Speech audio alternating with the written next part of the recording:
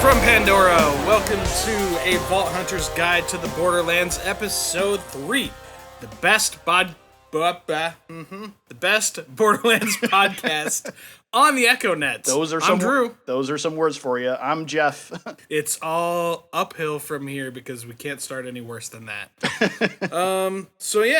We're this week we are again taking a look at the news. Then we're gonna get into our second part of our Borderlands 1 character builds, and then wrap it all up with going gun again.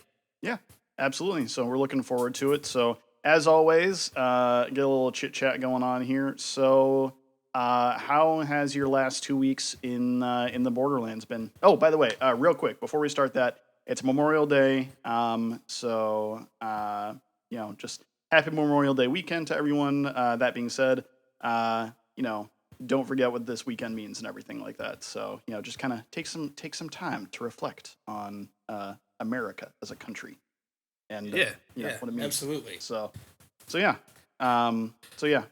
those who have, those who gave everything, we appreciate their sacrifice so that we could live in a free and great country. So, how has your last 2 weeks in the Borderlands been? Good. I've been kind of bouncing back and forth between Borderlands 1 and 2. I was playing along with the kids in our co-op Borderlands 1 playthrough. So that's really, really fun. Nice. It's teaching kids how to play Borderlands is difficult. It's not easy. I bet. So I'm not even the violence and stuff doesn't bother me. It's just because that's not a big deal. It's just the mechanics and stuff. Yeah. And they're like, how do I run again? And I'm like, oh God, and a little bit, and it confuses the crap out of them when they're like, all right, how do I switch to that gun? And I'm like, well, you can use the D-pad or you can use triangle, But which one? Right. So then they'll do one. So that if let's say the weapon's assigned to their D-pad left thing. Yeah. They'll hit D-pad down and be like, I don't see it, and then hit triangle and scroll through it, and it can be frustrating, but it'll be fine. Someday they'll be better than me, and that'll be good. But anyway, so that's Borderlands 1, and then Borderlands 2. Just continuing on with my Axton build, I'm almost at a level where I can get a capstone in his skill tree, and then so what I'm doing is I'm working down the middle tree right now, which is his gun and grenade kind of tree. Yeah. So that's kind of where I'm starting at, but I'm actually going to, once I'm able to, pretty much completely respec into the gorilla tree, so that way I can get the capstone of double up and get the saber turret that has 2 guns and fires slag, because that's really I feel like that's really, really crucial to true Vault Hunter Axton. Yeah, and I suppose with because if you're getting close to a capstone, then you must also probably be getting close to the end of first playthrough or towards the beginning of second playthrough. Then one of those two. Yeah, I'm getting towards the end of first playthrough. So, what did I just do? I just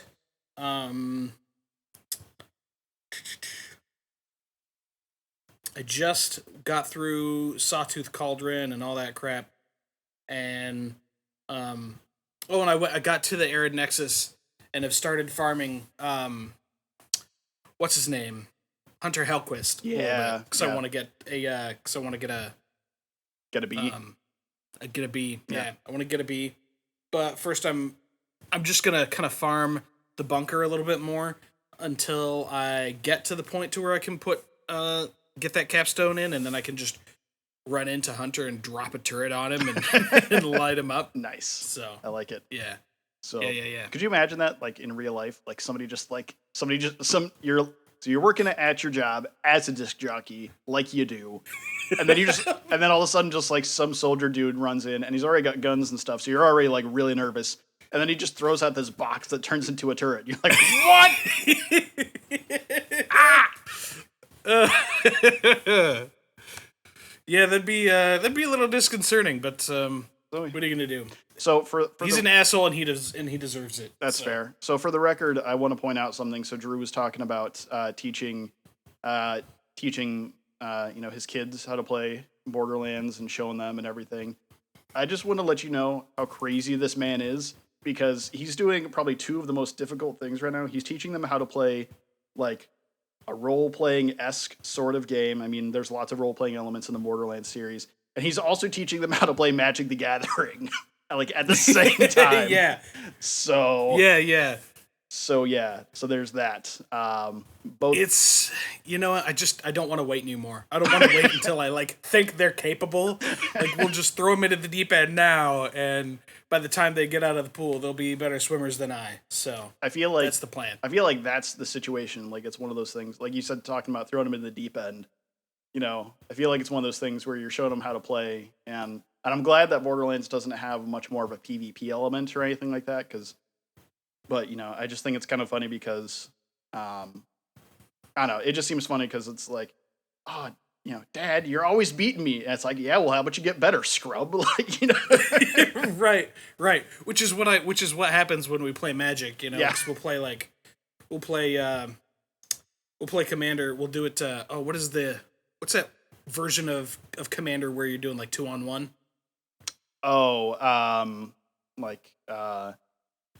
Arch Enemy. Yeah. It's the color Arch Enemy. So like, it's both of them working to get together to defeat me, and they still can't do it. But I mean, that's a more fair fight than anything else. But anyways, this is not a Magic the Gathering podcast. This is a Borderlands podcast. Jeff, what have you been doing in the Borderlands past 2 weeks? I'm still working on. It's kind of funny because I'm actually doing sniper builds with both Maya and with Lilith in fun. In, 1 and 2 respectively. And I don't know, it's just so much fun, you know, especially because I initially started out playing Maya back when I first started playing Borderlands, like just shortly after it released. And I never thought to do a sniper build with Lilith at all, you know, and it's been super, super fun, and just some of the stuff you can do. And obviously, if you listen to my last episode about doing it and everything, it's just really satisfying to be able to do so much damage and everything like that. And then the same thing with Maya and Borderlands 2. It's the same kind of thing. We'll get there. We'll get to that point where we do those guides also. But it is, you know, it's just so much fun to be able to do these things. And so yeah, I'm working on that. I'm also if I do get a little bit bored with something, I usually go back to farming. I'm doing some farming in Murderland's Temple in the Tiny Tina DLC with Krieg that I have. Yep. It depends on how I want to go. Sometimes I spec them for explosive or hellfire or melee, depending on what I'm looking for. But the main thing is I'm going to the end because I want to be able to get the Ogre to drop from that, because I think it'd be good for him. And people debated it, said it's okay for him or it's not or whatever, but I just have never gotten one. It's one of the few guns in the game that I have never actually gotten one way or the other. So I'd like to actually go ahead and get that. So even like a Cobra, which you have a small chance to get, I've got one of those and stuff like that in Borderlands. Oh, no kidding, but no Ogre. Huh? No Ogre. Yeah, it just hasn't happened, so. But yeah, I've been doing, in Borderlands 2, I've been doing a lot of melee builds as well, doing melee Krieg, obviously, but then I've been having a lot of fun with melee Zero as well and doing stuff like that. So that's kind of where I'm at right now. But yeah, it's been good times. So nice. Yeah. So that being said, let's go ahead and kick it off. We'll go ahead and get into the news. A little bit light on news today, but we'll go ahead and get into it. So, Yeah, we'll at least go into what we've got right now. Hopefully we'll have a little bit more the next episode, but that's all right, whatever. So, first things first, Jeff, you actually brought this to my attention because I didn't know. Borderlands is going to be, or Gearbox is going to be making an appearance at E3 2019. They're going to be talking about Borderlands 3, and there, most importantly to me, we're going to be finding out. We're going to be seeing more gameplay footage about the remaining Vault Hunters, that being Mose and Flack. Mm-hmm. Yeah, in a tweet that Randy Pitchford put out on May 24th, He said as much. There was a little bit of contention about what he actually meant with this. What? No way. I know. He's being all vague and stuff. I know. Weird. It's ridiculous. So Randy Pitchford said in this tweet, he said, Borderlands fans have a lot to look forward to at E3. We'll be showing new gameplay, a new Vault Hunter, and a new planet. Attendees will also have a chance to play Borderlands 3 at the 2K booth. We may even have a surprise or two up our sleeves. Excited. So magic trick, maybe? Magic trick? Magic. So one can only hope. Right. So I'm assuming that's what he was alluding to by him using the wording a surprise or two up our sleeves. Is that he was right? That's what I'm saying. Like that's so. It's so on, which is so Randy. Yeah, because it's like he's like, it's like this will be totally subtle, and we're like, God damn it, we know exactly what you're up to. Yeah, like, no, it's totally on brand for Randy. Yeah. So it's totally on brand for him. So there was a little bit of contention about what he said. Some people, he said new gameplay, he said a new planet. So all right, that kind of stuff. But some people were taking the thing about a new Vault Hunter a little bit differently. Some people were saying if he meant to say specifically a new Vault Hunter, like a fifth one or a sixth one or whatever. I mean, I guess technically a fifth one since we know of the 4 right now, and then. Other people were saying, no, he just means one that we haven't seen gameplay footage of yet, which is, I don't know, me personally, that's more the direction I'm leaning towards it. Yeah. I mean, like, I understand. They're like, oh, a new Vault Hunter. Be like, no. Cool your jets. That's not what he meant. We've seen, I mean, I guess in theory, there's a possibility, but it's just super unlikely considering the game's not even out yet. How yeah, I mean, like we're this far into the reveal and everything like that, and it would be it's too far. Like we've known about the game for too long for them to say that another one is coming in the base game, and it's too soon to say that they're coming out with DLC stuff already. You know what I mean? Yeah, exactly. I think that once we get closer, I mean, maybe at E3 2019, maybe they'll announce something, because a lot of game companies have been doing, like quote unquote what they call like roadmaps recently of how they plan stuff out. It's like, all right, here's the release date of the game.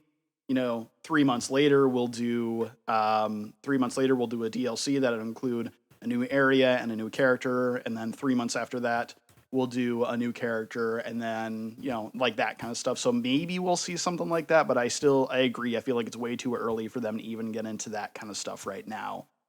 So, which I'm fine with, because I really don't want them to start, like, I mean, I get that they're probably working on DLCs and stuff right now, because it would be ridiculous not to. Yeah. But I really just want them to kind of focus on getting all the wrinkles out and hammering out all the details and getting Borderlands 3 as perfect as they can before the 13th of September, Yeah, absolutely. And I totally agree. And, obviously I've been waiting for Borderlands 3. I mean, we both have for years now, for years and years. And at this point I'm okay with, I'm okay if we just have like base game, because we've been waiting for this long. And like you said, I want them to iron all the wrinkles out and everything, because in the words of the immortal Shigeru Miyamoto, saying that a rushed game is bad forever, but a delayed game will be good eventually. And yes. And while this hasn't been delayed or anything like that, if all they're doing right now is finishing up what they're working on for the base game, I'm totally cool with that, because I want this game to be as perfect as it can be when it comes out. Obviously, you're going to have day one patches and everything like that, because that's just the state that we're in for video games. But, as long as everything works and I can load in and I can play the game and everything works just fine with whatever I'm trying to do on that day, then I'm good. Yep. I couldn't agree more. All right, cool. So that's the news about Borderlands and 2K and Gearbox at E3. Moving on to, I don't want to say it's uplifting news. This is bittersweet is how. Yes, there you go. That's an an accurate way to put it. it's been released. The info has been released that a terminally ill fan of the Borderlands series will get to play Borderlands 3 early. I think right there in that, in that headline, in that descriptor there, you can understand why this is a bittersweet thing. Unfortunately, there is a Borderlands fan named Trevor Eastman. He announced back in April that he'd been saying that last June he was diagnosed with stage 4 esophageal, stomach, and liver cancers, and doctors told him that he had a year to live. He wasn't sure if he'd be able to play Borderlands 3, and it's and so he posted on Reddit. The guys on Reddit were cool and said, "Hey, you should reach out to Gearbox and see what they say." And luckily enough for him, says that they got in touch with him, and he will be able to play it before its release in September. The Reddit community has sworn him to secrecy. Trevor says he's promised he'll definitely not spill any secrets, any spoilers, anything like that. Yeah. So I mean, that's just a cool move by Gearbox. Yep. There's no other way to put it, though. It sucks. It really sucks that we're going to be losing. That it seems inevitable that at some point we're going to be losing a huge super fan of the Borderlands series. But congrats to Trevor for being able to play the game early, and I really hope it lives up to his expectations. Yeah, absolutely. You never want. I mean, obviously, there are a lot of us that would give a lot to go ahead and play this game, today or very soon. But you never want something like that to happen. We've had a similar situation to this in the past, in which those people that are familiar with Borderlands 2 know that this is a very similar situation that happened with Michael Mammaril, who is also an NPC in Borderlands 2. He was a very, very big fan of Borderlands 1 and was unable to make it to the release of Borderlands 2, which is highly unfortunate. And so they decided to go ahead and put him in as an NPC into the game. And it's a very small detail, but it's it says a lot about the Borderlands community, about Gearbox. This situation obviously says a lot about 2K and things like that. And I like that the way they did that for Michael in the past, and being able to have him be a Vault Hunter in the game as well, and also him sharing weapons with you and stuff like that is a really cool thing for him to do. So yeah, it's pretty neat. I mean, he's the only one that I can think of that's another Vault Hunter that's not a playable character. Mm-hmm. Yep. And but you don't compete with him or anything like that. It's just he's like, hey, me too, and yeah, let me help you out a little bit. It's wicked. Yeah. Yep. Absolutely. So to the community that helped Trevor out, you guys are awesome, and that's part of the reason why Drew and I love being part of this community. We may have disagreements about writing and things like that, and different character builds and stuff like that sometimes, but I feel that this is still one of the best gaming communities out there, if not the best. And Trevor, we just sending all of our thoughts and prayers out there to you, bud, and really enjoy every ounce that you can get out of the gameplay when you can get it, and just keep on doing your thing, man. And we're appreciative to have you as part of the vault hunting community. So yeah, man, absolutely. All right. That wraps up the news for this week. Let's go ahead and get into our main topic, which is our continuation of our series of the Borderlands 1 character overviews and character builds. This week I'm going to be covering Mordechai, and Jeff's going to be covering Brick. You want to go first? Yeah, sure. Since I started off first last time? Yeah, absolutely. So Brick in the opening cutscene, it says, I don't know, I think it's kind of funny, and I hope this trend continues, because Brick kind of started this trend of there being one kind of weird off the wall character in the series, and in each game. And what I mean by that is when it says Brick, it says because obviously you go through Lilith as the siren, and Roland as the soldier and everything like that, and then it gets to Brick and it says Brick as himself. Right, yeah. Um, Yeah, I see what you're saying. Like continuing that in Borderlands 3 would be sweet, because in Borderlands 2 you've got and 0 as a number. Yeah, and in the pre-sequel, if I remember right, and yes, I know it's a meme at this point, guys. We don't know much about the pre-sequel, but I'm pretty sure if I remember right, I'm pretty sure it's Claptrap as a mistake. So yeah, that sounds right. Anyway, that sounds right. but yeah, so so Brick's main thing his action skill is Berserk. During Berserk, Brick puts away his weapons, which is very weird for Borderlands, and instead punches his enemies to death using his secret punch you in the face until you die fighting style. So hell yeah. He uses his right hand to deal quick jabs and his left hand to do more powerful uppercuts that take longer to use, but do about 3 times the damage of the jabs. So the time. Wait, is that true? Yeah, it's accurate. I didn't know any of that, because every time I've played as Brick, it's just just triggers fast as possible. Yep. We doing some punches. Mr. Punchy Man, let's do this. So that's because I'm a great segue, by the way. Ooh, nice. The time it takes to throw 3 jabs is roughly, depending on how quickly you can do it, is roughly the same amount of time it takes to throw 1 uppercut.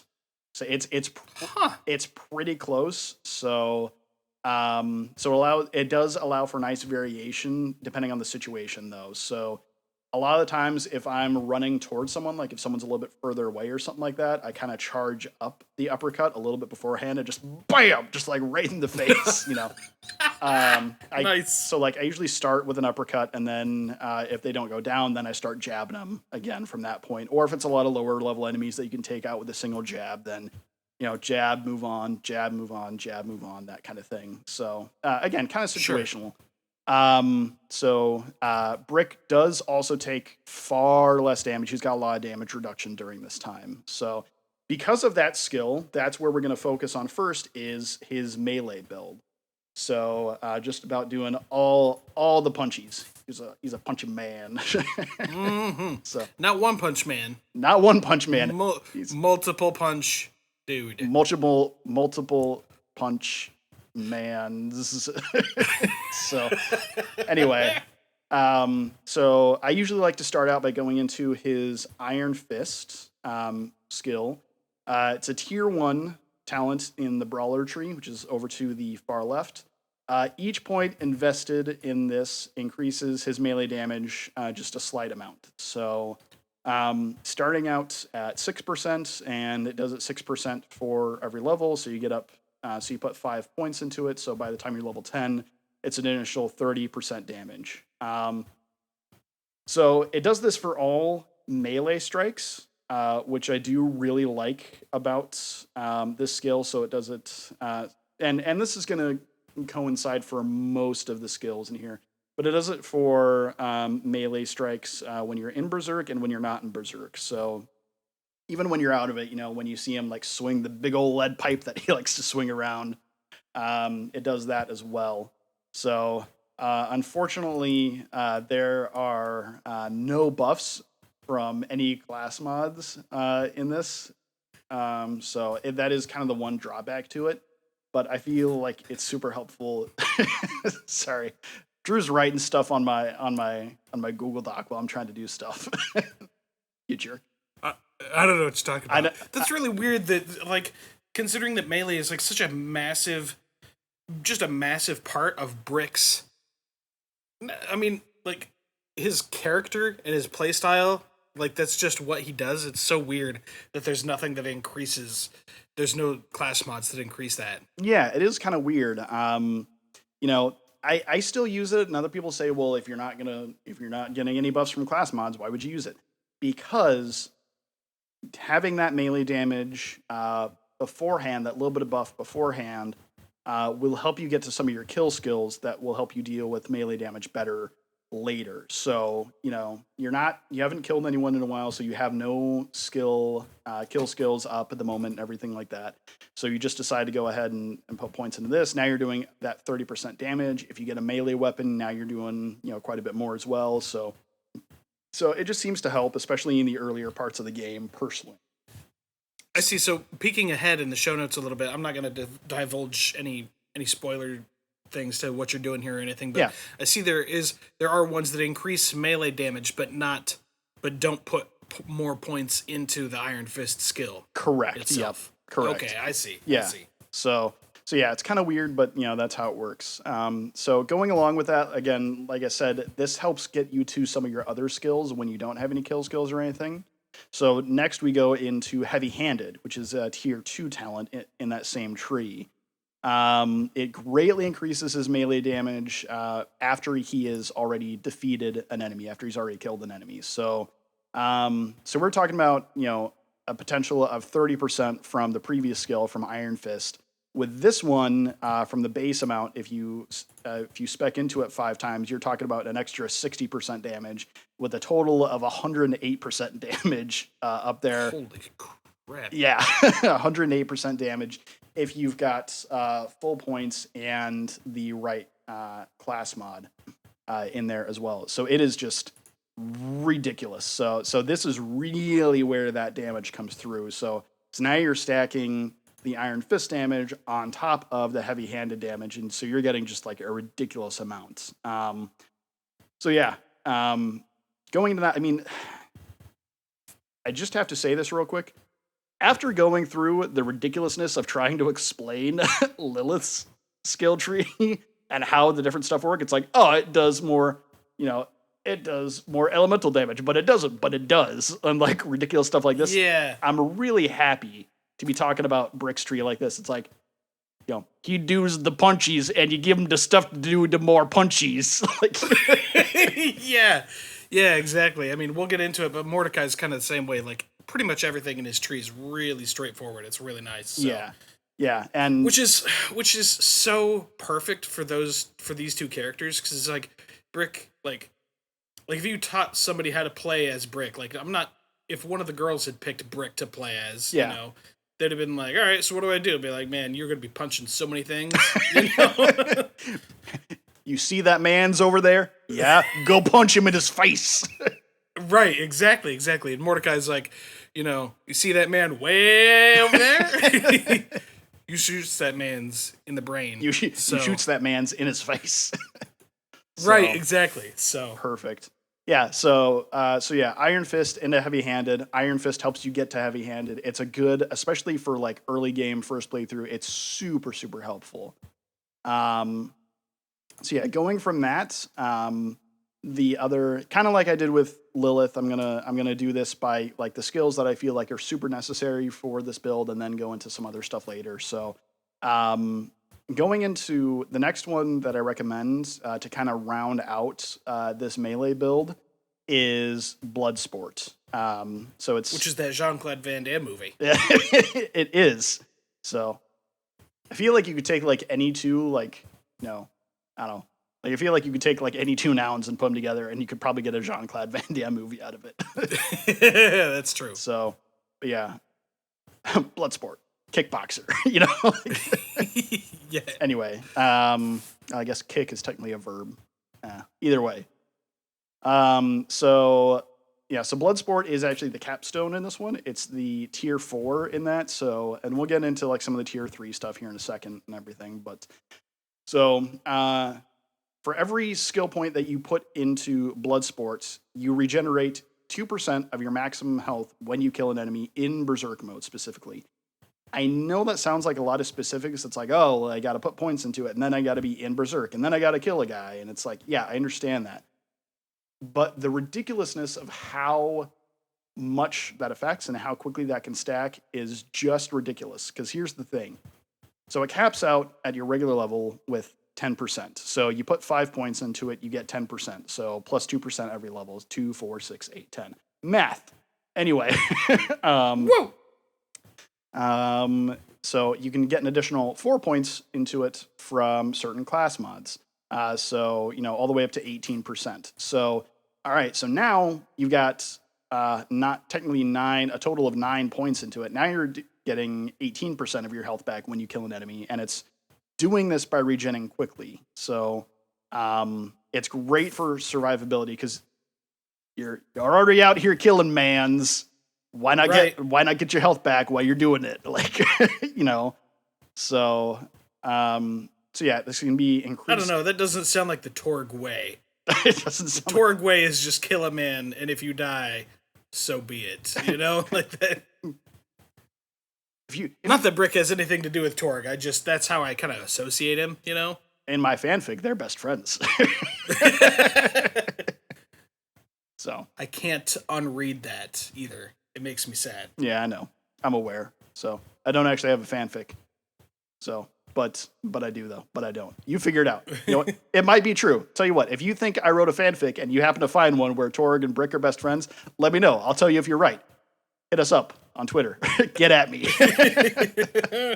So the cool thing about that, so 18% when you kill someone. All right, great. Now you're doing a lot of stuff. That's a lot better than 2%. Here's the thing, is that you can have multiple stacks of this proccing at once. So you kill a guy, you know, he's pretty low level or whatever. So, you know, you go up, you punch him, he goes down immediately. You punch another guy, he dies immediately. You're stacking these effects. The best way to think of it is for every additional person that you kill in that, in that time, think of it like picking up multiple health vials as you're doing it. So, you know, when you pick up multiple health vials and all of a sudden your health just goes whoop. Yeah. It's that same thing, but you're by killing dudes. By killing dudes. Yeah, it's so great. It's so good, guys. So, yeah, it is just ridiculous, and it's, you know, one of my favorite builds to do is melee. Even right away from the get-go, you know, and God, we've been playing Borderlands, the original Borderlands, together for so long, and every time I play Brick, Drew just like can't help but laugh. Like anytime I go into Berserk and Brick is just like, you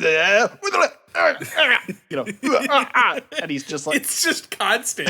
Anytime we get into a firefight, it's because it's always like, oh, there's some guys up ahead, and you hear Bloodwing screech and Brick grunts, you know, and that's how the battle goes. and it just doesn't stop until the ground is covered in dead bodies and loot, as it should be. Perfect. Oh, love it. So getting into, so those are the main skills that I like to build around for that. Those are kind of my big three that I make sure that I always have, just because I want to be doing as much melee damage as possible.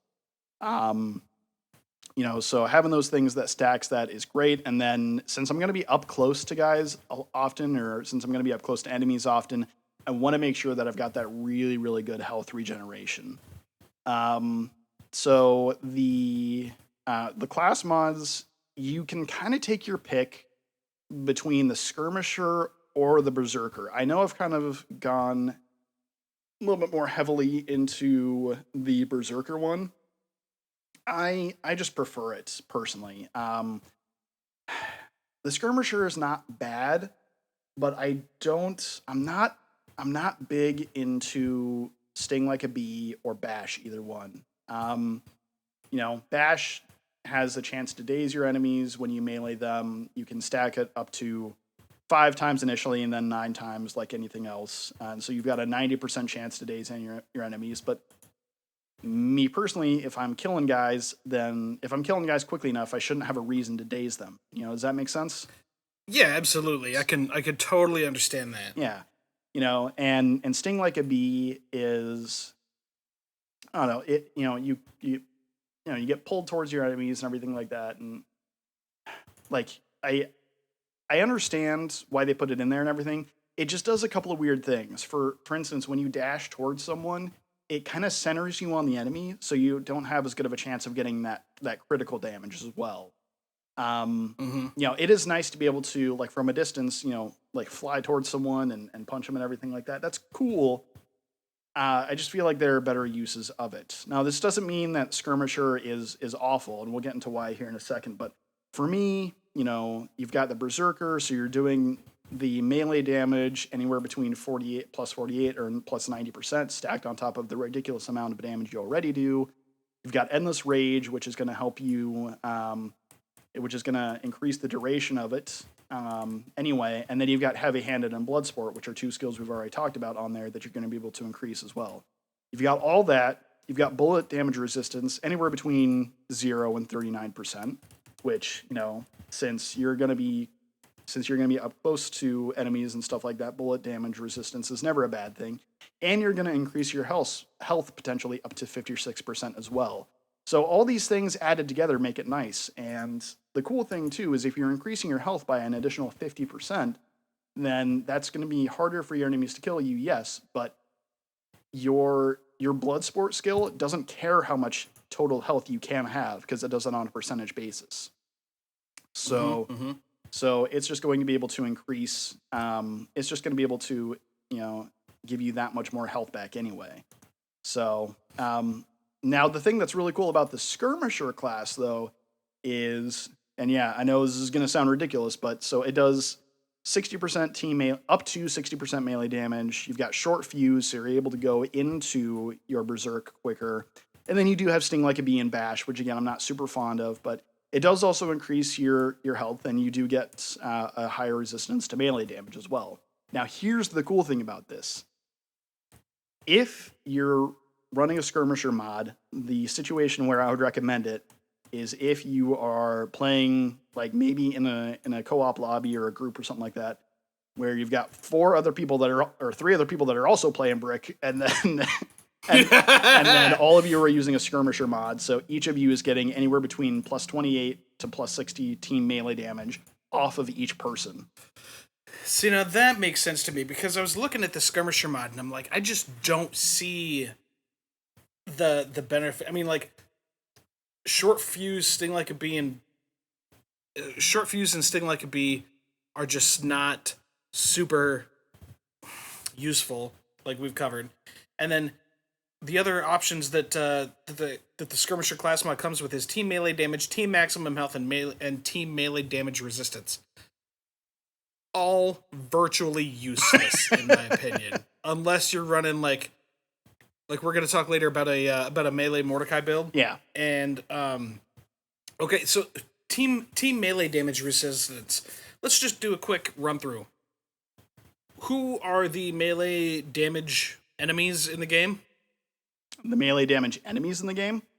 Yeah. I mean, if you get close enough to some of the human enemies, they melee you, and then a couple of the bosses like Hans and Franz, and then right. So like the bosses Hans and Franz, Sledge, the crazy psycho raging. Oh raging psycho. The roid rage psycho. Yeah. Yes, that's it. The roid rage. I mean, and I guess like regular psychos too and stuff like that. But yeah. But overall, this is a gun-based game, and you're gonna come across more gun-based damage than anything in the game. So the bullet damage resistance in the Berserker class mod is way more useful, in my opinion. Yeah. Yep. So like I said, unless you're running a very specific thing, like I said, obviously the game's been out for like a decade at this point. So if you're just having fun with it, and if you're like, okay, yeah, let's everyone, we're just doing all straight melee, no guns allowed, like. Yeah, that would be sick. I'm not gonna lie. Yeah, so then you can get into some fun stuff like that. But 99 times out of 100, I'm gonna go ahead and use the Berserker mod personally, just because of everything it does. So yep. For weapons, I love the melee shotguns in this one because the melee shotguns swing faster than any of the other melee weapons. So, yeah, super fun. Not to mention, that's so weird. You would think that it would be like repeaters or revolvers or something. Yeah, no, I think it has. If I remember right, it has something to do with like, the shotguns are the only one, because the shotguns, they have it on the handle, like on the stock of the weapon. So you're just doing it right there. So that never actually leaves the screen, which is different from all the other melee ones, if I remember right. So okay, because it's more of like a flicking the stock out, hitting them kind of thing, as opposed to hi-ya, a big slicey thing that they're doing. Yeah, exactly. So okay. Yeah, and here's the thing: if you're using melee anyway, and if your berserk runs out, and if for some reason you don't want to do melee, or if you just need to finish someone off real quick or whatever it is, something like that, then you've already got the shotgun right there. Just like shove it up their nose and just, pull the trigger,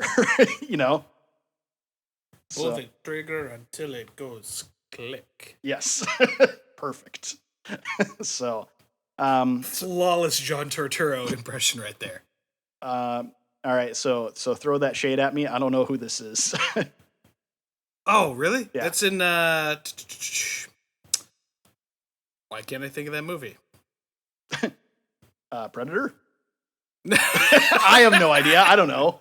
I'm just thinking about movies that have lots of dudes with guns. No, in it's them. it's in the Big Lebowski. They're in the bowling alley, and John Turturro's character, the Jesus, he says, "Oh, that's who that is." He says, "You point a piece of me, I'd snatch it away, I shove it up your,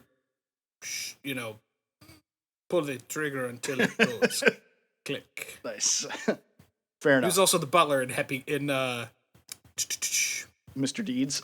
That's one. All right. In one of those Adam Sandler late 90s, early 2000s movies. So anyway, so yeah, just, run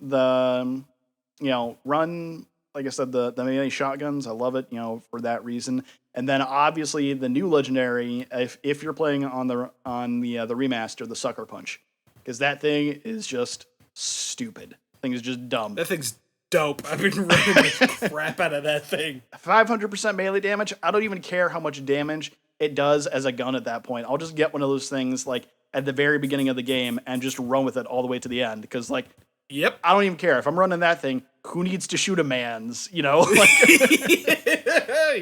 Yep. So true story. For shields, in this one specifically, normally I don't get into shields much, but I like to run either a Nova style shield because you're already really close, so you might as well do damage when your shield breaks, or a health boost shield. Like one of the tough guys or anything like that. So that way you can just take more damage. I mean, you're already getting more health from your Berserker mod anyway. Why not get more health from your shield as well?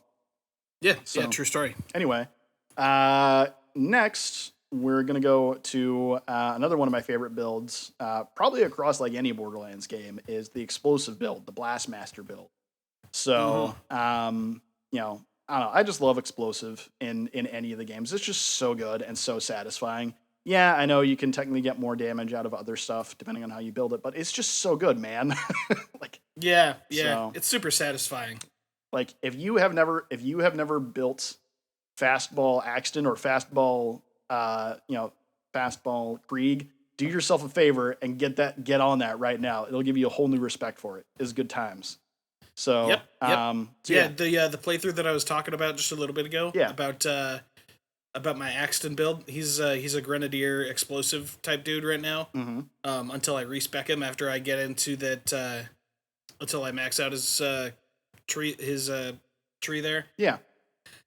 He's running like a level, what is that? Like a level 11 or something fastball right now. At like end game, or not like at end game content, but at like end of playthrough content. Yeah. I was farming the bunker and like taking it down with a rocket launcher and grenades that he hit, and level 11 fastballs that I was just hucking at that thing. It was sweet. You going for a sham with the bunker? Yeah. Yeah. Good luck with that. Fingers crossed. Anything above an 80 would be good. All right. Anyway, so starting out in the build for a Blastmaster brick, we are going to go into Endowed right away. It's a tier 1 skill. It increases your explosive damage. Straight up, that's what it does. So 3%, put 5 points into it, get up to 15%. Even using class mods, only getting up to 27%. It doesn't sound like much, but there's kind of a hidden thing. It sounds super unimpressive. There's kind of a thing to it, though. And tell me what that thing is, Jeff. That thing it's a thing. So, no, that thing is specifically, and believe me when I say this, it increases all explosive damage. Literally all explosive damage. Anything you can have. So that includes explosive damage from rockets, grenades, explosive weaponry, rockets from vehicles, and your explosive fists when you have the explosive relic on brick. So it's literally everything. What about barrels? That is a great question, which I'm not fully prepared to answer at this time. So, I mean, you said all things barrels are explodey things. I just wonder. I'm curious. I got to find out now. yeah, I have no idea. I don't know. I think it might depend on how you actually do it, but But yeah, I mean, it's just great. It's like, all right, you can literally grab anything explosive, and this feeds into it. So again, is it a huge percentage? No, but I mean, at the same time, if you were running any class and it said, hey, you can get an extra, because explosive already does a little bit extra damage anyway, and then if you picked up a gun and it was just like, yeah, this adds an extra 15% onto it anyway, you'd be like, yeah, sure, why not? Could you imagine getting I don't even know if this is possible because I haven't looked into it, but could you imagine getting an explosive? Well, I know that these exist, but an explosive justice or something like that, the revolver. Yeah. So you're getting bonus critical hit damage, and then it does explosive damage on top of that. That's just a big man with a little gun in his hand, just wrecking stuff. Big man with the little gun. Sorry. Anyway, I feel that at some point, because I'm sure that someone in the game, that one of the guys creating the game must have come up with this, and I feel like they specifically didn't do it because it would have been super broken. I guarantee you that at some point somebody came up with elemental and explosive mashers and was just like, no, we just can't do this. That's just not fair. Yeah. It's too much. It's too much. So yeah, literally anything explosive, go to town with that. It's great. Then we go into Revenge, which is your tier 2 talent. And it increases damage dealt with all weapons for a few seconds after killing an enemy. So this is cool. We haven't gotten into very many off-topic type things with Brick yet. It's been very focused on what he's doing, which is good. I mean, that's what you want in any kind of a build, no matter what character or what you're doing. But with this, it's nice that it does it with all weapons. It's a lie. It lies slightly. This is only one of the few. Of course, it does. This is one of the few times where we need to correct it a little bit. So it does it 10% per point put into it, so up to 50% with a maximum of 90% with a class mod. So awesome. So that's great. You'd be crazy not to pick up something that has that much increase in it. The thing is that it does it for specifically bullet damage. So kind of unfortunate because it doesn't actually feed into. I know it's super disappointing, right? Drew's shaking his head at me right now. He's like, you betrayed me. You know what it is? It's like that meme of the dude coming out of the coma, and he's like, "Oh man, I can't wait to use rocket launchers with this skill." Yeah. So nope. But yeah, so it doesn't actually feed into rocket launchers, and it doesn't. I don't know why you'd be this guy to this one guy who's running this. Hit me up on Twitter, but it doesn't affect Iridian weaponry either. But like I said, to that one guy, yeah, I know, yeah. Drew's laughing at me now. He's just you're imagining an Iridian brick now, aren't you? It's just is that more ridiculous than the Sniper Axton build we talked about in episode 1? I think it is. I think it's more ridiculous than Sniper Axton, but it is right on par with Sniper Gauge. Yeah, that's true.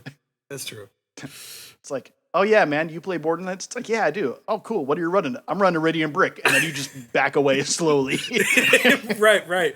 Be like, all right, well that's got to be a fluke. All right, do you play Borderlands 2? Oh yeah, man, love Borderlands 2. What do you play in that? Sniper Gauge. Get the hell out! I'm not talking to you anymore. Yeah, excuse me for a second. Hello, police. Anyway, man. So yeah, unfortunately, it does not affect rocket launchers, which sucks. But honestly, for how much damage you're doing, for the additional damage you're doing, it's worth it no matter what other weapons you're using. Just how much it stacks. So that's great.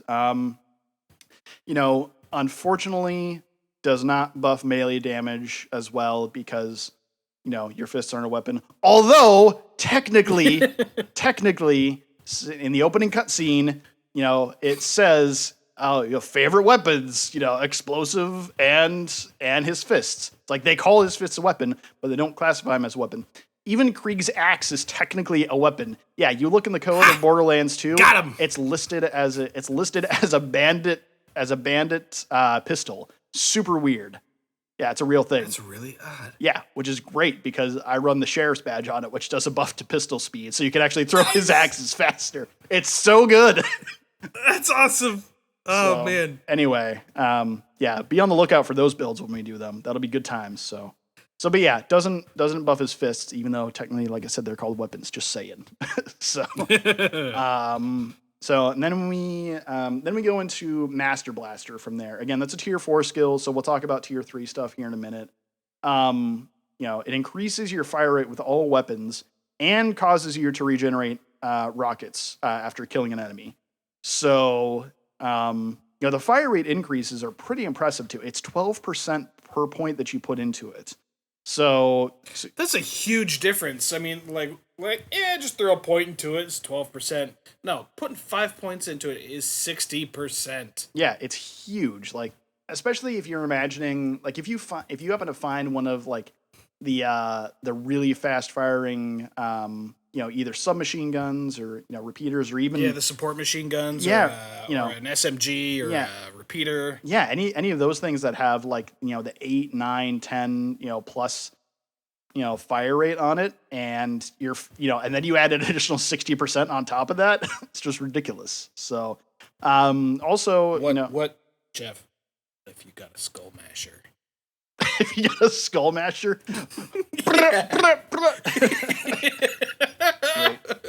So yeah, just ridiculous. So yeah, to that one guy that's running Skull Masher brick out there, hit me up.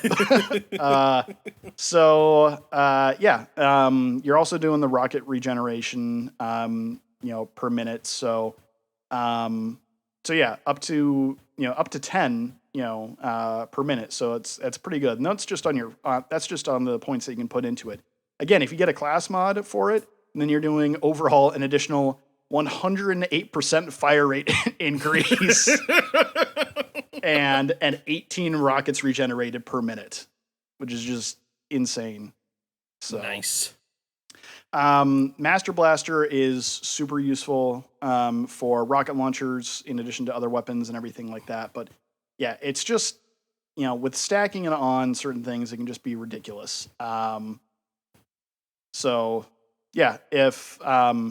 you, and this is taken from the wiki here. So if you're using a weapon that has a firing rate of at least 12, Master Blaster's influence guarantees a high fire rate. So you could use something like the Ogre or a Vladoff Revolution, and explosive machine guns like the Ajax Spear are commonly paired with the Blastmaster comm to go ahead and get that extremely high damage output, just the super high DPS. So yeah. Nice. So good times on that. That being said, again, there's kind of two things that you can run with this. You either run the Blaster Master comm, which makes sense because that's kind of how I built this one, because it does do Master Blaster and it does also do Revenge, both of which I love in this tree. And you can also run Bombardier. The really big difference is just which way you want to go. If you want to stick to specifically launchers, then Bombardier all the way. Launcher reload speed, you've got endowed, you've got rapid reload as well. And then you've also got wide load, so you're really quickly firing rockets and reloading just stupid fast, and you've got bigger magazines anyway. And your fire rate is much quicker and everything, and you're regenerating ammo on top of it, so it's really, really helpful in that regard. In my personal opinion, I prefer to run the actual Blast Master one, specifically because I can use any explosive weaponry. And I like rocket launchers well enough, but I like having some of the other stuff better. I don't know why, but I always kind of gravitate towards the explosive pistols and the explosive rifles with brick a little bit. And again, so you get the explosive impact damage, you get Revenge, Master Blaster, Liquidate, which helps you get into Berserk if you need to regen some health that way. And then you get the increased elemental effect chance up to 42%, and then it just works really well for that. So, and then again, explosive damage anywhere between 28 and 60% buff. So works really well. Well, and not just, and the cool thing about the Blastmaster one is that it's not just explosive damage. Like, it's not like explosive. Like, okay, if you look at the thing here, it says plus 28 to 60% explosive impact damage, and then it says 0 to 42% elemental effect chance, and it's got that on there twice. And that's not just explosive elemental effect chance. That's any elemental effect chance. So if you stumble across a hellfire, Yeah. like, that's sweet. Yeah, absolutely. Well, I guess it wouldn't matter with the hellfire because the hellfire is guaranteed to do fire. But I mean, but any other sick elemental weapon, that'd be sweet. Yeah, absolutely. So, as far as your weapons and shield go,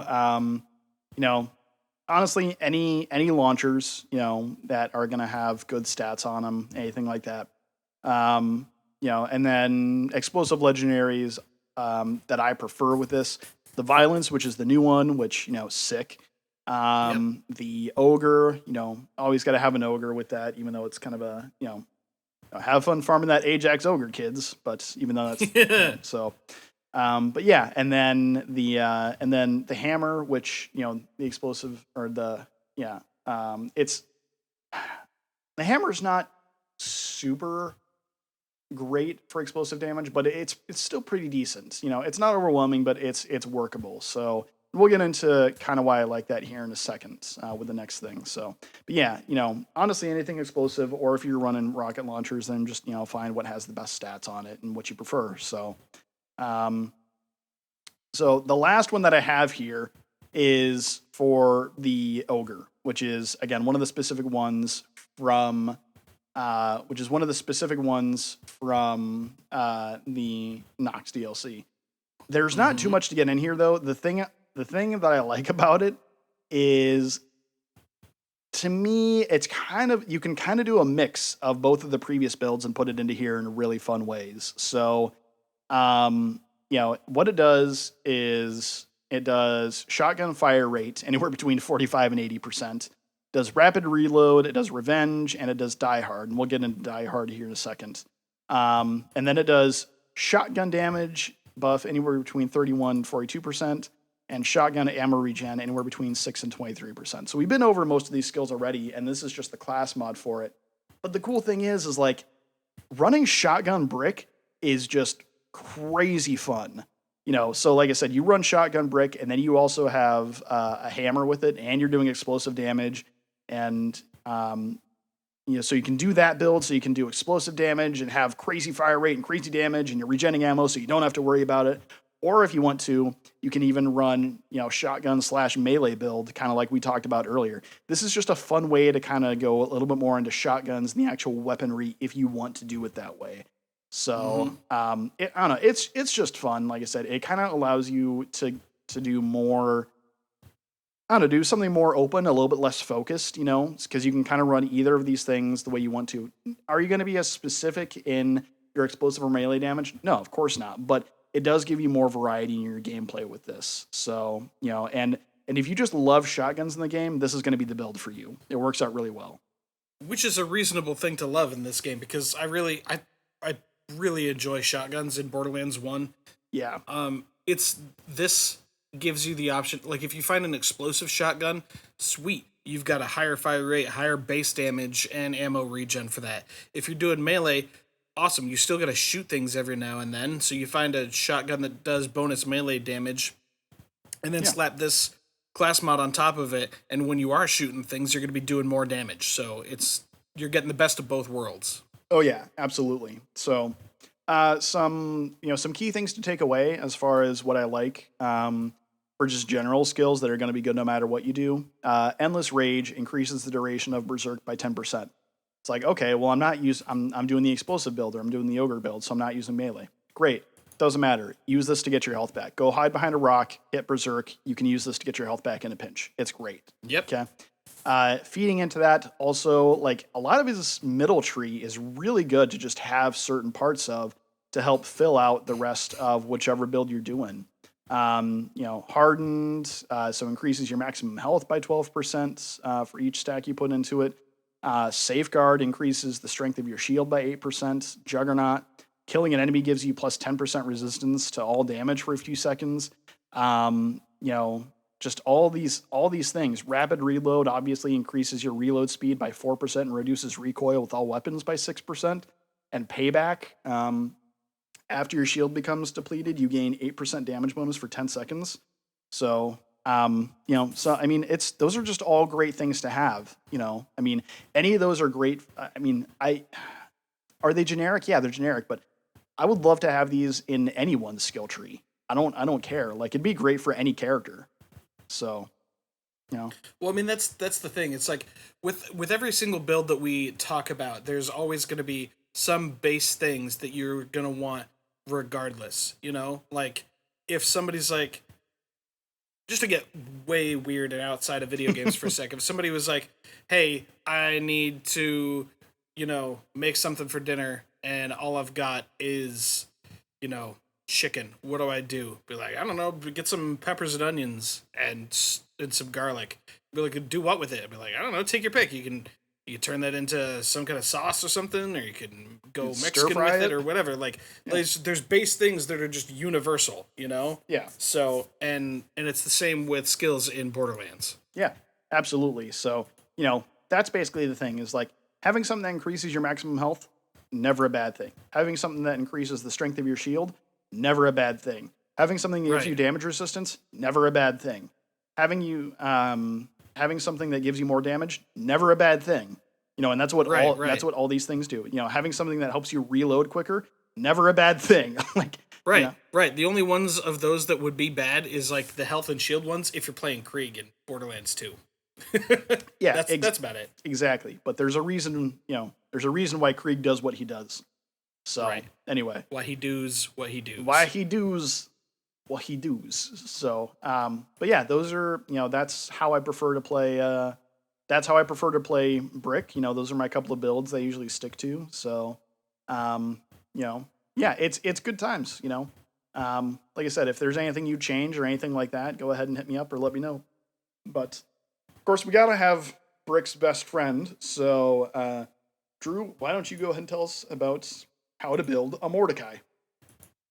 Yes, so Mordechai is my favorite of the Borderlands 1 characters. He's the first one that I ever played as because it suits my style of Lux. I like the whole sniping and accuracy kind of setup. And then I found out that he's got a badass bird that kills things, and I actually prefer that build over anything.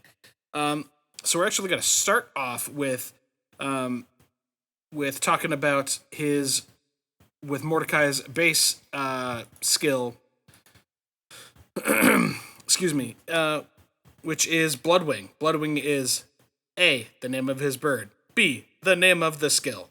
And nice. And Bloodwing is Mordechai's badass pet bird trained in the art of falconry. It's the name of the action skill, which calls upon said bird and sends it flying into battle. At his base, Bloodwing will attack one target per summoning. The skill has a cooldown time of 28 seconds, which is the shortest stock cooldown time for all action skills in the game. Neat. Really, that's a neat move. Oh, real quick. I'm sorry I have to jump in here because someone's going to yell at me if I don't say this real quick. But okay. So going back real quick to the melee build. One of the other really quick things about the melee build for Brick. If you do want to play the Skirmisher, I can totally understand that because if you buff Short Fuse and if you buff Endless Rage both, you will eventually have a Brick that you can get to the point to where he has a cooldown time of 6 seconds for his Berserk. Yeah, that's pretty nice. I figured I'd go ahead and throw that in because I know there's going to be that one guy that's like, you choose Berserker mods, use a Nancy or whatever, I don't know. That's some strong words from our fans out there. Come on, you guys. We're just trying to have some fun. Anyway, sorry. I had to jump in there real quick as long as you were talking about cooldown times. Yeah. So, shortest stock cooldown time for all action skills in the game. It is also the only skill that doesn't auto-cancel when you go into Fight for Your Life. Which is Nice. Super so you can nice, actually yeah. get revived from your action skill. And I have so many times. So many times. Bloodwing has a limited range and typically won't attack enemies that are out of Mordechai's sight. Bloodwing can also be upgraded to deal elemental damage of all elemental types. And I just, once you've got all the elemental types, frankly, I just kind of swap them out depending on what I'm fighting at the time. Yeah. So. Yeah, if you're fighting Guardians, you run electric, So. Yeah. Yeah, exactly. If you're running the General Nox DLC, you're running Acid the entire time. Yeah, but to be fair, like, in general, you could pretty much run Corrosive all the time anyways. Yeah. But anyways, so... Why? You could, but why? Anyway. All right, so getting into his skills specifically, I'm going to run through each of these quickly like I did last time and tell you what they do. Again, nice thing about Mordechai is that his skills are a lot more simple compared to the Roland build that we covered in the last episode because the numbers don't lie this time, which is nice because I like that from my numbers. So, hey-o. All right. We're going to start off with the Sniper Tree and Focus. Focus increases accuracy with all weapons by 5% and reduces sniper rifle sway by 10%. All these skills increase by those numbers per skill point invested, so I don't need to tell you that. Yeah. Next, in the Sniper Tree, Caliber increases damage with sniper rifles by 4% per level. Next tier, Smirk. All players on your team, including you, gain 3% additional experience when you kill an enemy with a critical hit. Killer. Killing an enemy increases your damage by 8% and reload speed by 6% with all guns for a few seconds. I don't know why, but I'm guessing that a few seconds is... I don't know. What sounds like a few seconds to you, Jeff? Probably 7? Yeah. I don't know for sure, but that's just my guess. Okay. Loaded increases... that's the next tier, tier 3. Loaded increases magazine capacity with sniper rifles by 20%. And Carrion Call. Shooting an enemy with a sniper rifle reduces the cooldown of your Bloodwing by 0.8 seconds per blah, blah, blah. Side note, Carrion Call pairs nicely with Skull Mashers because each projectile counts towards that. Oh, that's sick. I never knew that. That is awesome. Yeah. Ain't it, though? It's pretty sweet. Okay, and the capstone for the Sniper Tree is Trespass. Your bullets have a 20% chance to ignore shields. This also increases bullet damage by 1%. And the note on that is it does not count damage over time or elemental damage. Bummer. Okay.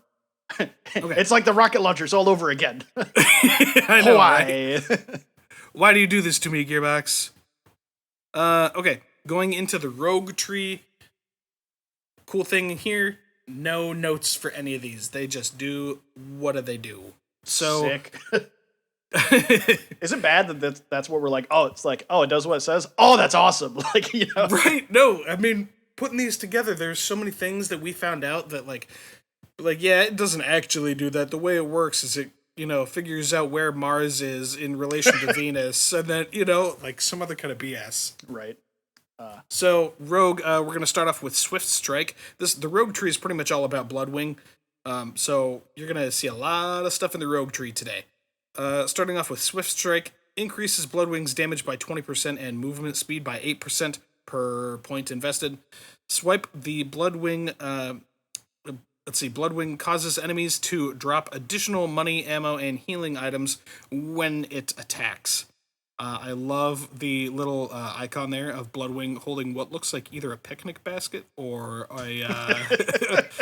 or an Easter basket, just out there collecting goodies from you because he's your best friend. You know what? How I feel about Swipe is like, I feel like Swipe is the Borderlands equivalent, like the Borderlands 1 equivalent of that Brent Rambo gif where the kid's just like, like giving the thumbs up and everything. Yeah, where you thumbs up. Yeah. It's like, oh, nice, Yeah, but you know what? I feel like a lot of people like don't realize how friggin' nice it is. So we're going to talk about it a little bit later. I'm sure we'll get into that, yeah. Yeah. So, tier 2, Fast Hands increases reload speed by 8% with all weapon types. And Out for Blood, when your blood wing strikes an enemy, you regain 7% health based on the amount of damage done. Aerial Impact. Attacks from your Bloodwing have a 20% chance to daze enemies, reducing their movement speed and accuracy. Wicked sweet for getting your maximum range out of Bloodwing. Throw him out there, and then it dazes your enemy, and then they're just moving slower and just way easier to hit. Nice. Ransack. Killing an enemy increases the amount of loot you get from other enemies killed by 20% for a few seconds. And the capstone, Bird of Prey, increases the number of targets the Bloodwing can attack before returning by 1. So, funny thing, Bloodwing will never attack the same target multiple times in a row. So even if you have 5 points into Bird of Prey, if there's just one enemy out there, he's going to hit him once. But if you have 2 enemies out there, he'll bounce back and forth between the 2. Oh, that's sweet. So yeah. So you would hit it would hit one like twice and then the other one 3 times. Yes. That's actually really cool. Yeah, it's pretty neat. Nice. So for something like the Destroyer, it wouldn't be super effective, but if you're mobbing, it would be really effective. Yes. Gotcha. Yes, Okay. Quite handy. Okay, getting into into the next tree, which is the Gunslinger Tree. First, we're going to talk about Deadly. This is one of the few that is actually not entirely accurate. If you read the description, it says increases critical hit damage 6%. What it actually does is it adds 15% of a weapon's base damage to critical hit damage. Okay, so kind of like the same way that the Lilith skill that does a similar thing works. Yes, yeah. Okay. I mean, the numbers all work out anyways, but they just apparently had to do a roundabout way to get there for whatever reason. Okay, fair enough.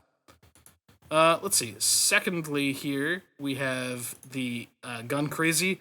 When using pistols, you have an 8% chance to fire 2 shots with each pull of the trigger instead of just 1. Really nice when you're running mashers and stuff that have only 2 rounds in them.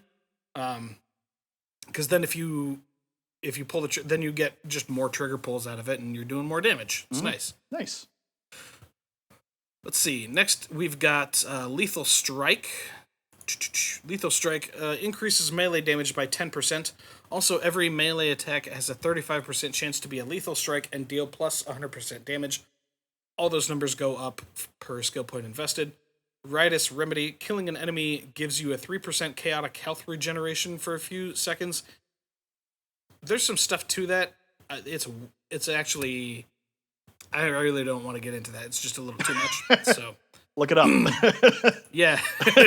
Let's see. Predator decreases the cooldown of your pet Bloodwing by 3 seconds. Pretty standard. Hair Trigger increases fire rate by 4% and magazine size by 6% with pistols only.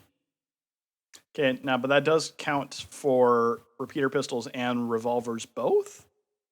Correct. Okay, I just want to make sure. Machine pistols, repeaters, revolvers, any pistol. And lastly, the capstone in the Gunslinger Tree is Relentless. Resentless. Yeah. Ain't got no resents. None. Not a 1. I like everybody. Killing an enemy increases your fire rate by 8%, and gives every bullet fired a 25% chance to be a killer shot, quote unquote, and deal 20% additional damage. This effect lasts a few seconds. How much is a few seconds? Look, it doesn't say on the wiki. But we're pretty sure we know what it is. I'm gonna guess 7. Just throwing a number out there. 7 sounds like a few. Yeah. All right, so before getting into the weapons that I like to run as Mordechai, let's talk first about Corrosive Damage, which is huge when you're playing as Mordechai. Corrosive Damage is excellent when it's in Mordechai's hands. Damage over time is something that can benefit him regardless of build style. After hitting an enemy with Corrosive Damage, the ensuing shots benefit from a plus 15% damage buff. Nice. For a dude that is using slow shooting but super powerful weapons, it's really, really nice. Yeah, it sounds like it. If you get you go through the what are the caves called where you can get the acid stuff, the corrosive caves, you get the corrosive crystals. Yeah, Fight King Wee Wee and all that stuff. Yeah, the first one is the Lost Cave, and then the second one is I know what you're talking about. Yeah. So you get the corrosive element, throw that on Bloodwing, and toss him out there. Now all of your shots are doing an additional 15% damage buff when they're corroded. So, cool thing also about Mordechai is that when we're talking about weapons, we're only going to talk about 2.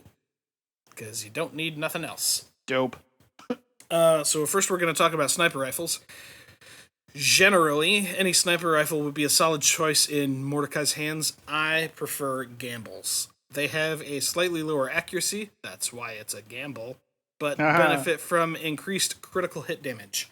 At minimum, 200%. Nice. So, yeah. And that can go up to, 250%, right? It can go up to 250. Nice. So let's say, I was taking a look at my build that I have. I have a Mordechai build that's like level 19 or something like that. So I just kind of guessed on some numbers for some stuff. Let's say you have a gamble. Let's say you're level like 15, okay? And you have a gamble that does like 150 damage, okay? And you've got 250% bonus critical hit damage on it, which is totally reasonable with a gamble. Let's say you have 5 points in deadly and caliber, okay? 20% bonus 20% damage from caliber puts your rifle stock at 180 damage, okay? Okay. Then you put the 5 points into deadly, and now you've got a total of 280% critical hit damage, okay? Now, shooting a bandit in the head is already going to give you a critical hit damage bonus of 150%. Yeah. So you have a total 430% critical, 430% increase for a total of 774 damage out of a level 15 sniper rifle that says it only does 150. And that's at level 15 with no class mods. No class mods. That's intense. Yeah, it's pretty exciting. It's more than enough to handle a large majority of base enemies with just a couple of shots. Nice. Secondly, getting into that's it for sniper rifles. The only other weapons that I run are revolvers. I know it's kind of tough to find them within the first 5-10 levels, but after that, you'll find a couple, and you should be able to stick with them for quite a while. Sure. What I'd like for revolvers are justices and mashers, and I like them for different reasons. Justices are basically handheld sniper rifles. When they've got a scope, you should use the hell out of them. It really is like just sniper rifle that you got in your one hand. Mashers I like to use in close range, having points in deadly, gun crazy, and hair trigger. Just getting up close and personal with them, because mashers are nothing if not handheld shotguns. I mean, that's what it is. Yeah. Mordechai's all about taking a few shots to punch things hard and just get it over with. Yeah. Mordechai is kind of the original definition, well, not maybe the original definition, but in my experience with games like this, he's one of the first instances of a glass cannon. It's he can't take damage very well, but he can definitely dish it out for sure. Yeah, absolutely. So, and like I said, you're gonna run those weapons regardless of what build you do. Yeah. Just stick with that unless you find something ridiculous. Something you really should keep an eye on, and I think I've found one in most every Mordechai build that I've done, is eventually you'll find a Pestilent Defiler. Oh, man, hold on to good. That thing for dear life, because it always does corrosive damage, and it's just the perfect weapon for Mordechai to have, because it's a revolver that does corrosive damage, and you can't get any better than that. Yeah, especially if you get one of the nice ones with the scope on it. Yeah, exactly. I Mhm. mean, after a while, you could probably sort it out, even if it just has iron sights. But a scope is just a bonus. It's just gravy at that point, you know. Absolutely. So, getting into our builds, first we're gonna get into one that I call Bird Brain.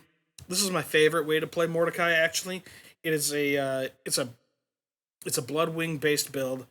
You're gonna put 5 points into Swipe, 5 into Out for Blood, 5 into Ransack, 5 into Bird of Prey. Which you think like Swipe and Ransack, you're like, man, that's a lot of stuff. Do you really need all that stuff? Yes, you need all that stuff. Okay. You need everything. So after you put stuff into those skills, you're going to put 5 into Swift Strike and Aerial Impact. Combining Swipe, Ransack, Bird of Prey, and Swift Strike will have Bloodwing killing enemies left and right, and they're all going to drop a ton of loot. Money, ammo, health, none of it is going to be an issue. Especially now that we have auto pickup in the remaster. Like, you're not going to have to go and, like, stop and pick stuff up, throw Bloodwing out there, start shooting guys from a long ways away, run in, collect some stuff, and hide for a little bit if you need to, and just keep hucking that bird out there and getting all that sweet stuff. Yeah. And even and with you being able to throw them out there so quickly, that's super helpful anyway, right out the gate. So. Yes, exactly. It's such a cohesive and easy build to do that's why it's my favorite. Nice. You're gonna want to pair that up with Scavenger and Hunter class mods. I prefer Scavenger because it gives you extra items per team member. So if you play with the more people you play with, the better it gets. And then it can buff Swipe, Ransack, and Out for Blood. It can also buff team health regen and team find rare items. Nice. So that's really, really cool. I think that's the only one that I'm aware of that gives you the only class mod in the game that I'm aware of that gives you that bonus. So nice. But out of those two, it just kind of depends on which you prefer to do. You can, if you want to do more damage. Oh, sorry, I didn't even talk about the Hunter one because I really, like I said, I mainly do Scavenger. All right, so Hunter is bonus to Bloodwing damage, possibly to scavenge extra items and action cooldown, and then will buff the skills Aerial Impact, Swift Strike, and Out for Blood. And I know that I mentioned all of those during the build, but I'm telling you, once you go into battle and you see the ground just covered in money and ammo, like if you want money to buy stuff, this is the build you need because we've played this before and you just don't have to worry about money. Jeff, you remember when you and I and your wife were playing together on PC and I was running this kind of build and there's just stuff everywhere after every single battle. Yeah, it's great. It's super nice. And honestly, if no one's taking a look at this too, one thing that's really entertaining about the Bloodwing build, if you've never seen anyone like kill the Rack Hive or the Destroyer with the Bloodwing build, it's so much fun to watch. It's just like you see this teeny tiny little bird and it's just like and it just like dives in and just takes chunks away from these huge bosses. It's so entertaining. Yep, and then tons of loot fly out from it, and it's just great. Yeah. Okay, so that's basically it. Like I said, the Hunter class mod is more for when you're looking for Bloodwing to do a lot more damage. The Scavenger one is when you want a lot more stuff. I like stuff. Yeah. So give me stuff. Give me the Scavenger class mod all day.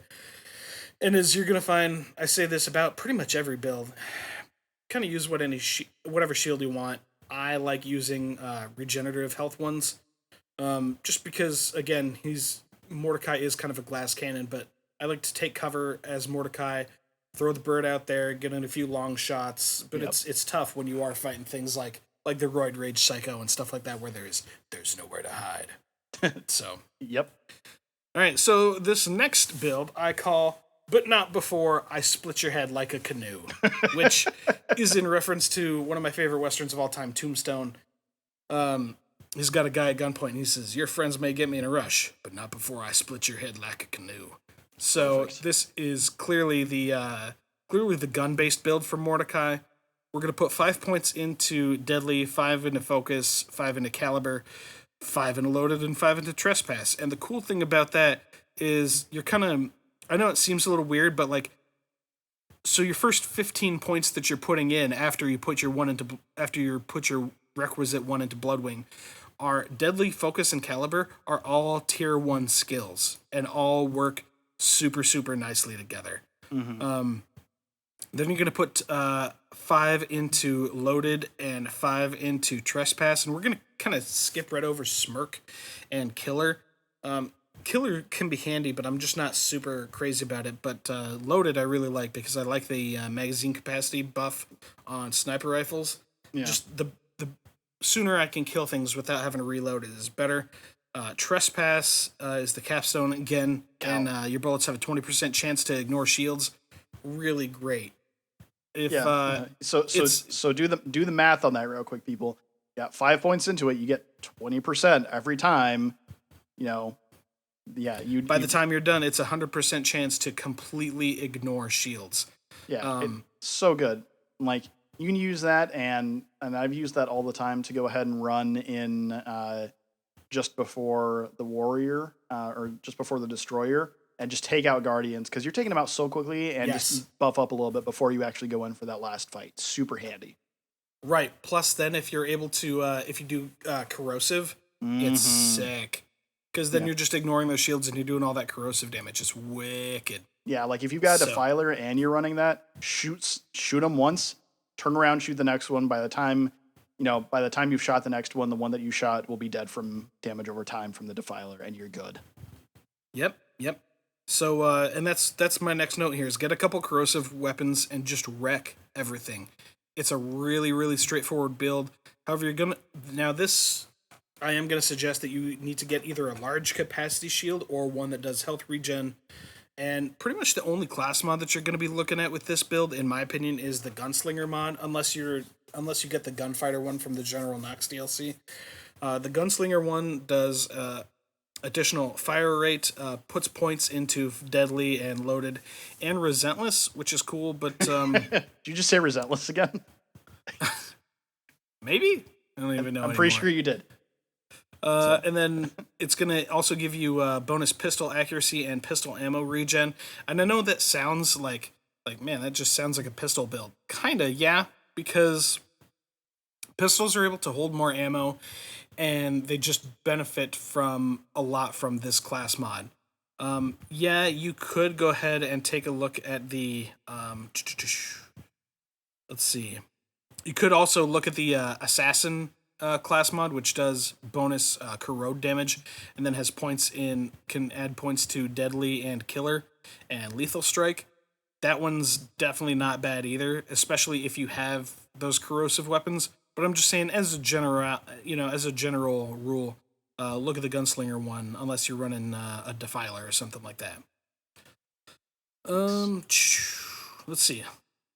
Last here, we have what I'm calling Nacho Libre, because this is the build that focuses on the Truxican Wrestler class mod, which is that the weird-ass one-off class mod from the General Nox DLC. Yep. And it's going to make your skinny-ass sniper into a tank melee build. Sweet.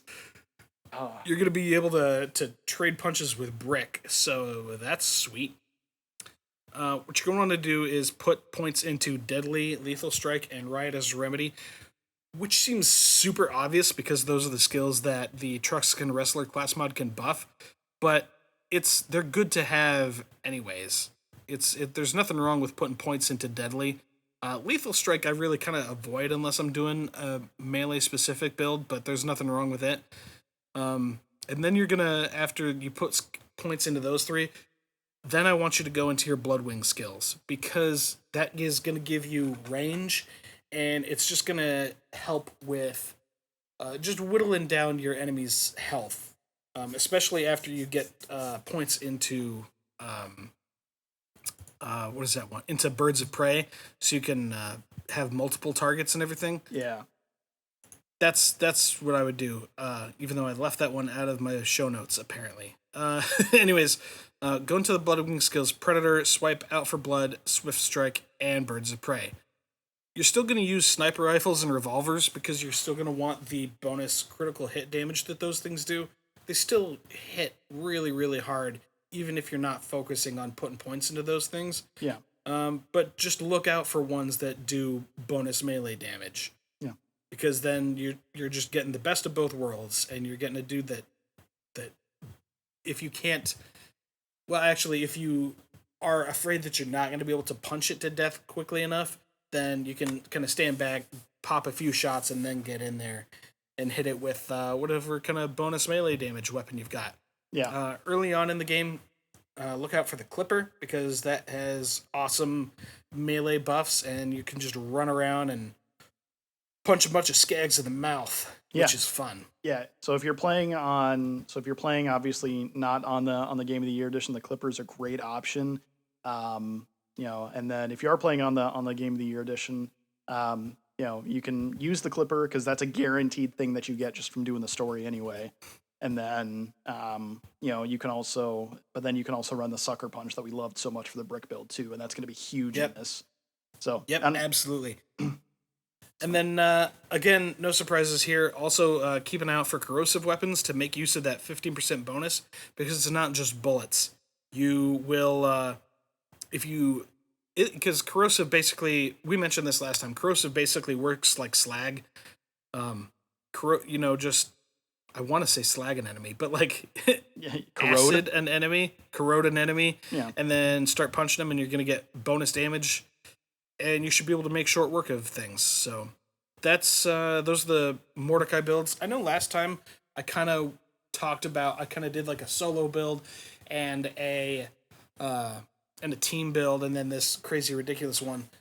Really, out of the three, I think the Bloodwing build is the best for solo and for team, because when you're playing as a team, you never have to worry about money. You never have to worry about ammo. It's just great, and those are things that you definitely need as a solo player too. So, I mean, you'll be able to eventually. I'm just saying, like, start off with Bloodwing build, see how fun it is, and then if you want to, at some point, the other way is how I would build a gun-based Mordechai, and that kind of wraps it up. Yeah, absolutely. And one thing, like he said about the Bloodwing build is, if you are playing with multiple people and you have it set to hit multiple things, it's awesome to be able to go ahead and apply 5 different dots to 5 different enemies, stuff like that. It's just good. It works. So yeah, definitely. So that kind of wraps up our 2-part series on builds and overviews of Borderlands 1 characters. Man, we put a lot of hours and a lot of research into these. Let us know what you thought. Let us know how you like to build these characters. Obviously, again, these are just our own opinions and how we like to play them. You may not like to do any of these things, but this is just what we found, because like we like to say on here, we're just all about having fun, man. This is what we found that just maximizes our own fun personally the most. So yeah, I mean, if there was only one way to build each of these characters, or even 3, it would suck, But there's that would take away from some of the excitement and the fun of Borderlands. But the cool thing is that you can do basically anything you want to. If you want to max out critical hit damage on Mordechai and run shotguns, sick, go for it. I've done it before. Yep, absolutely. Because why not? Who's stopping you? Right. It's just not my favorite way to play. I think that the simplest and most basic and the most enjoyment that I get is from destroying my enemies with a bird. Absolutely. So, anyways, so that's going to wrap up that. Last but not least, we've got our continuing series Going Gun.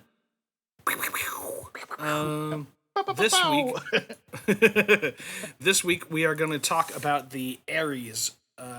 Not a whole lot of material on it because these episodes have been running long. We just kind of want to keep it short. The Ares is a pearlescent shocky transfusion revolver boy made by the Atlas Corporation. Yeah, so kind of an interesting thing you normally don't see, especially in Borderlands 1. You don't see too many things that give you health regen that way. Obviously, there's the Moxie weapons in the second game, but just kind of an interesting thing. So, I think part of the reason, you don't see it much is that it's not super significant. Most of the time, your character is going to have some other way to have a better way to get health back. It might be, with the gun build, it might be nice for Mordechai, just because he really only, other than the actual health vials, he really only has the one way to get health back. So it is kind of rough. So this might be helpful, but yeah. So yeah, maybe not enough to be relied upon its own, but if you're stacking it with other things, maybe better that way. So where do you get that then? So it's only available along with any other pearlescents in the game. It's only available in the General Nox DLC and has a chance to drop from Badass Lance Defenders, Cromer Axe, and Crimson Lance weapon chests.